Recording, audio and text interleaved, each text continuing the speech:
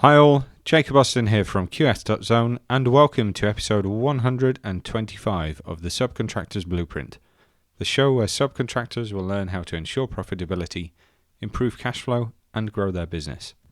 Today's episode, number 125, is all about JCT Subcontracts, and I'm kicking off a mini-series on the JCT suite of subcontracts to cover how they really work in practice, what's usually included by reference, where amendments hide real risks to subcontractors, and the nuts and bolts of how they work so that you can operate them with confidence as a subcontractor.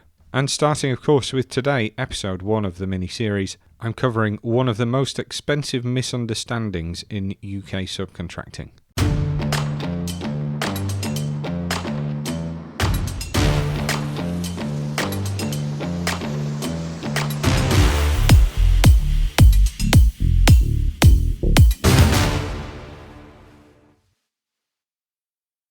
So let's get stuck into episode 1 of our JCT Subcontract mini-series. We'll be covering over the next few weeks all of the key components of the design and build subcontract, the standard building subcontract, and even parts of the short sub for completeness. But before we get into that contractual pain, we need to get the basics right, starting with what a JCT subcontract actually is, and how you're normally given the terms. Why the amendments often reflect the real contract. And for those of you that are familiar with the older versions of JCT, what some of the key updates have been between the 2016 versions and the 2024 latest contracts that you're going to see and be using for the next few years. And let's start with a fact that will possibly annoy some people, but it could save you a fortune. The most dangerous subcontract is the one you think you understand because it's referred to as standard. And if you've ever signed something thinking it's fine, it's just JCT, then today's episode is especially for you. So down to basics. JCT is a family of standard forms. And the key thing to understand about the JCT subcontracts is that they're designed to mirror the main contract's procurement route. So if the employer and the main contractor are on a JCT design and build main contract, the supply chain often follows suit and is pushed onto a design and build subcontract. And that recipe follows with the standard building contract as well. Shows that the design and build subcontract comes as separate parts, the agreement and the conditions, and they publish those as separate documents with a guide available as well. Now it's important to note with the subcontracts is that they're not entirely equal. They're written to support the main contractor's ability to comply with their upstream requirements. That doesn't mean they're evil, but it does mean they're not written with your margin, your cash flow, and your admin capacity as any kind of consideration. So when a main contractor says, "Don't worry, it's back to back," you translate this in your head to say your obligations are aligned to ours. And that potentially means that upstream problems may become your downstream problems. Being back to back is about flowing down the risk, not necessarily fairness. The structure, those two separate documents, is really important. Most JCT subcontracts are basically the agreement. You see the bit that you sign, the front end, the parties, the reference to the scope, the basis of the deal. But the actual conditions, the bit that's dictating the payment process, the notices, the changes, how you deal with extensions of time, design obligations, termination, disputes, all the big bits with teeth, those are in a separate document, a separate publication sold by the JCT. And that recipe hasn't changed for years. So the reality of receiving a subcontract means you're often issued the agreement, a schedule of amendments, along with a scope of works and package, with a line somewhere in that agreement that says the conditions apply by reference. And by signing that document that might be 20, 30 pages, you're actually binding yourself into much larger sets of obligations that sit behind that. And if you've ever thought, hang on, I've never been given that clause, well, that is exactly the point that I'm making. You won't see them unless you buy the conditions. And that's not a rare position to be in. And that there can be the most expensive sentence in the subcontract. It might be a simple line that says, the conditions of the JCT standard building subcontract 2024 shall apply as if set out in full, subject to the amendments. And that simple sentence drags in the entire conditions over 100 pages of obligations, even if you've never seen it. Now, without giving legal advice, but as a practical commercial reality, you can't assume not received equals not enforceable. If the reference is clear and the document can be identified, that's usually good enough for it to be incorporated. So that means, at tender stage, you need to go out and source some conditions, or ask the contractor for a copy of them. And you need to price and plan on the assumption that they apply. And whatever you do, read the amendments. Treat that schedule of amendments like it's a live grenade, with extreme caution. You don't want to end up running a project based on how it normally works, and then find you're in the middle of a heated argument about X and Y, and the contractor is sat there pointing at his terms and conditions, saying, that's all well and good, but no, this is what the contract says. There are some other similar but different hurdles that the main contractor often puts in front of you, because they'll often issue you some kind of redacted main contract form within your inquiry pack and incorporate it into your subcontract, along with a full suite of employer's requirements, which might be hundreds of other documents, with a statement to say, by submitting a tender, you agree that you've accepted and understood those requirements and that you're compliant with them, as well as other information that you won't see at all, such as upstream constraints, the real logic behind the contractor's program, what the main contractors promised the employer, and potentially what they're panicking about. But your subcontract might bind you to all of these things, all the main contract obligations, sometimes things you haven't even seen. And that's why supply chain risk can be so unbalanced, so asymmetric. The main contractor probably understands the whole ecosystem, but you as the subcontractor are expected to perform within it without necessarily seeing it all. And if you're dealing with a contractor that's overly contractual, when things go wrong later, be it delay, design, information release, or compliance issues with the employer's requirements, you can get hit with arguments like, you've agreed to that, it's in your subcontract. And technically, you did.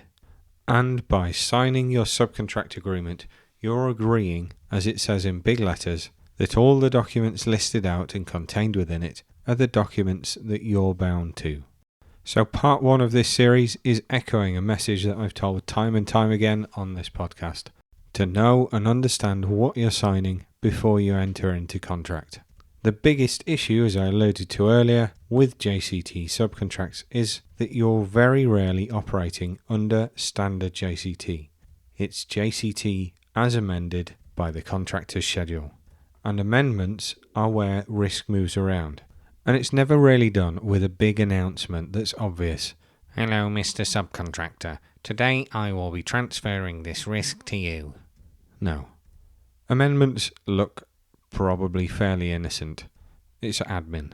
Delete this word. Add this word within this sentence. Add this part to the end of that sentence. But they can change everything. Some of the more common places amendments are made are with things like your payments, enforcing longer periods, tighter application rules, additional conditions precedent like this policy, that policy, certain documents to be provided, photos of key completion stages, signatures of sign-off, additional terms around set-off, such as broadened rights to deduct for anything and everything that the contractor thinks might be your fault. Program, with float owned by the contractor and rules around concurrent delay changed. Watered down suspension rights, or perhaps even deleted altogether. And delayed and restricted payment around termination. And so it's entirely possible for you to be working on 2 different jobs at the same time for the same main contractor, and the risks to be completely different depending on the amendments that have been made. So as we run through this series on JCT, one of the things that we'll try to do is to make you aware of some of the common amendments that get made, so you can test your subcontracts for them and know and understand what it means to you. Now let's talk about the 2016 to 2024 JCT revisions. The contracts can't stand still. They need to keep up with changes in the law, with changes in decisions made at court, to factor in those changes of legal precedents set by cases that have gone before.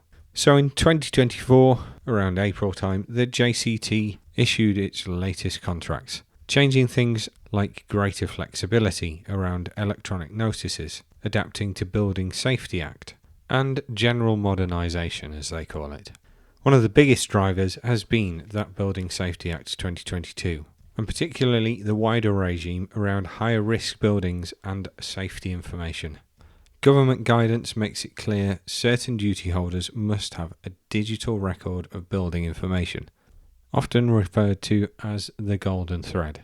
The key output is having the right information to manage building safety risks.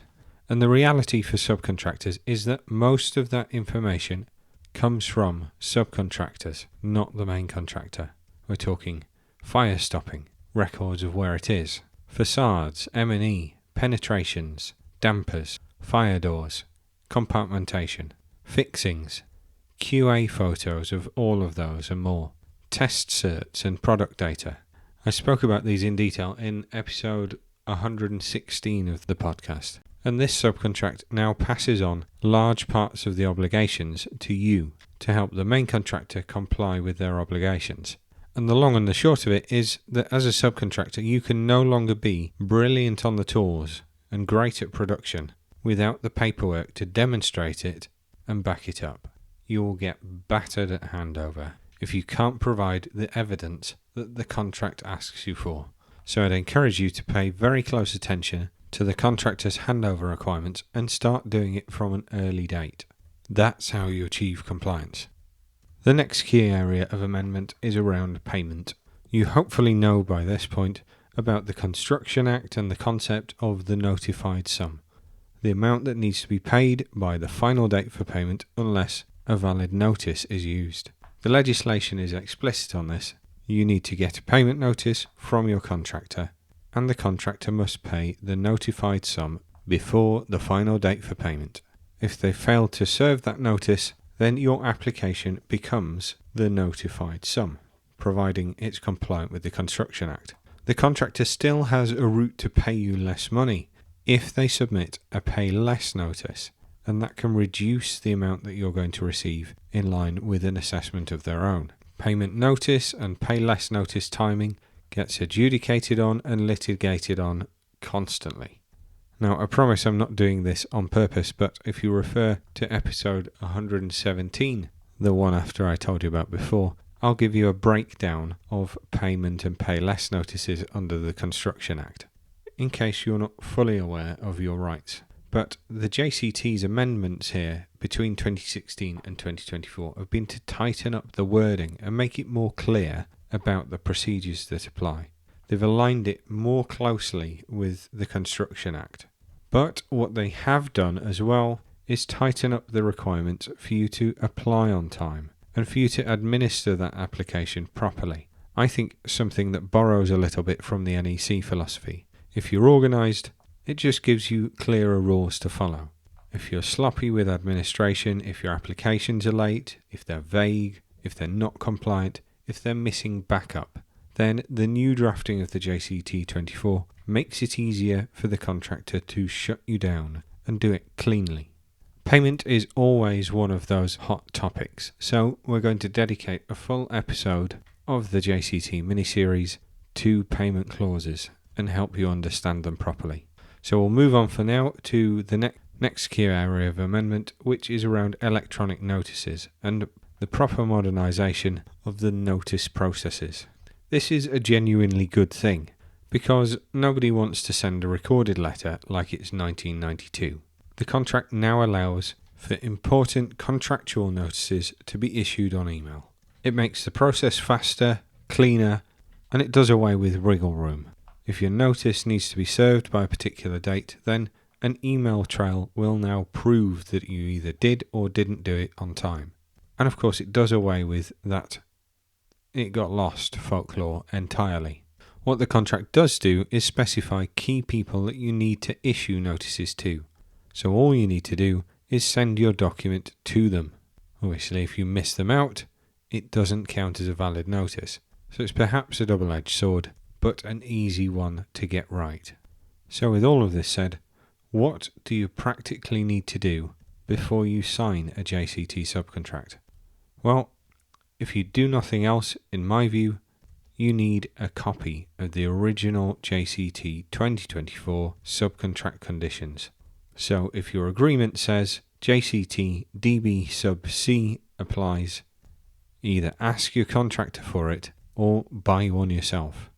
Simply put, you can't unpick and understand what the amendments are without the original drafting to see what's changed. Then you need to read those amendments. That means flicking between the standard form and the contractor's list of changes. That's where the real risk is. And if you've only got 30 minutes before you need to sign a subcontract, you check the amendments and you check 3 other things. The holy trinity of subcontracts: time, scope, and money.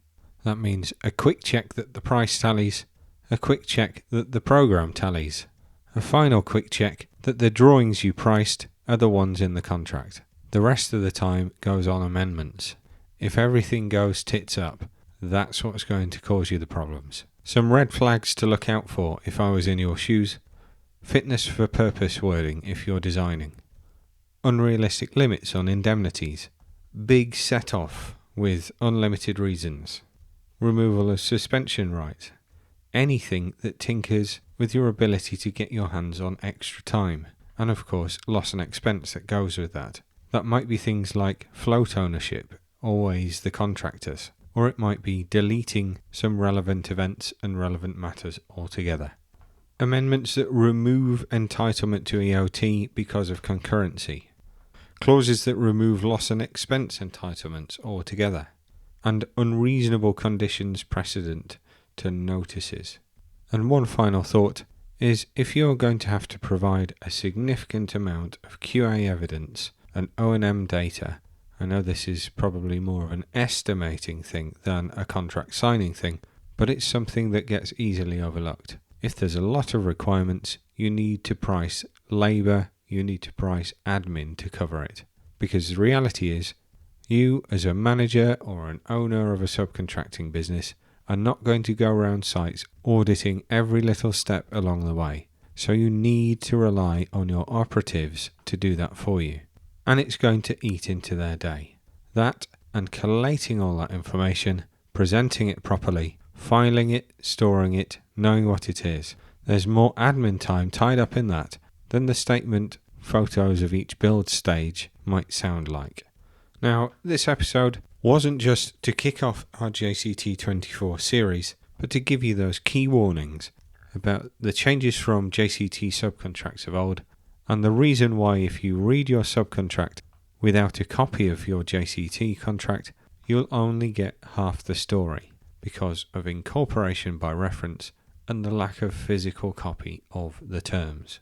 And we're going to build on this week's foundation with 7 more episodes in this series, covering design liability for subcontractors, payment dates, due dates, notices, and pay less notices, program, including extensions of time and loss and expense, variations and valuations, insurances, indemnities, and LAD exposure, the Building Safety Act and the interface between you, the contractor, and the golden thread. And we're going to finish off with the top 10 of dangerous amendments that you need to push back on and negotiate around. Each of these episodes will be practical, it will be focused on subcontractors, and based on what happens on projects. Not commercial theory, contractual reality. And if you take one thing away from today, it's this: the most dangerous subcontract is the one you think you understand because it's standard. Ask for conditions, interrogate amendments, but don't assume because something says JCT that it's like the last job you worked on. Now we'll wrap that up for today, but we'll be continuing our JCT series next week, kicking off with design. I hope you've enjoyed that intro to our JCT series. My mission with this podcast is to help the million SME contractors working out there in our industry. So if you've taken some value away from today's episode, then I really need your help to share the show and spread the message to somebody else who'd benefit from hearing it. And if today's your first time listening, then please do subscribe yourself if you haven't already. And thanks, of course, for tuning in. If you like what you've heard and you want to learn more, then you can find us at www.qs.zone for more information. Or you can check us out on all your favourite socials at qs.zone. And remember, miss the contract detail and the commercial risk lands on you. Thanks all. I've been Jacob Austin, and you've been awesome.